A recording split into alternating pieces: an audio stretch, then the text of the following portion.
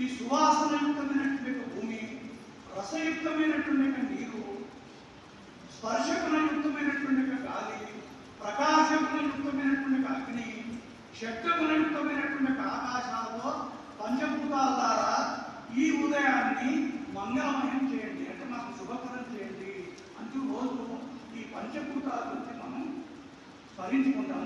ఈ పంచభూతాల ద్వారా మన జ్ఞానేంద్రియాలు జ్ఞానాన్ని గ్రహిస్తాయి. ఈ జ్ఞానేంద్రియాల కారణంగానే మనం సృష్టితో కలిసి ఉన్నాం. ఈ పంచభూతాలు, ఈ జ్ఞానేంద్రియాలు, వీటి కారణంగానే ఈ సృష్టితో మనం కలిసి ఉన్నాం. మన 5 జ్ఞానేంద్రియాలు ఈ సృష్టితో సంపర్కంలో ఉంటాయి, సంబంధంలో ఉంటాయి.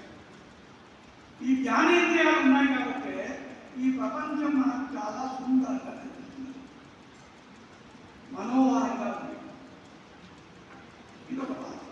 రెండోది, ఈ కరణములు అనేటువంటి శబ్దం విన్నారా? కరణములు, కరణములు విన్నారా? ఉపకరణములు అది కూడా లేదు. విన్నట్టు అనిపిస్తుంది. చెప్తారా?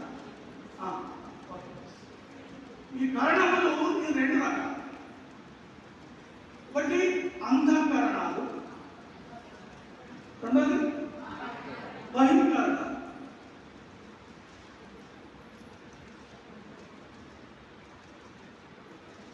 ఈ బహిష్కరణాలు అంటే ఈ బయటికి కనిపించేవి అని. ఈ బయటికి కనిపించేది ఏంటి? కర్మేంద్రియాలు, జ్ఞానేంద్రియాలు, 5 ప్లస్ 5. మన 15 అంశాలు